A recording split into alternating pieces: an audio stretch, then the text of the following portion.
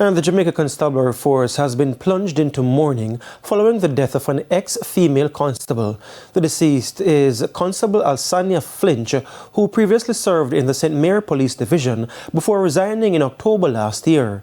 Now, TVJ News understands that she was returning from the Firearms Licensing Authority, FLA, when the incident unfolded about 10:15 in Exchange, St. Ann. That we have suggests that the ex-member was traveling home in a motor vehicle, a taxi motor vehicle that she had chartered, and reaching the Exchange Road, the driver heard what an explosion sounding like gunshot and realized that the member was shot and injured.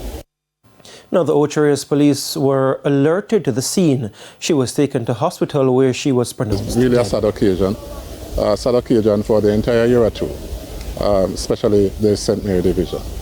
So I just want to use the opportunity to express sincere condolences to all our colleagues and our family members that is grieving the loss of her life at this time.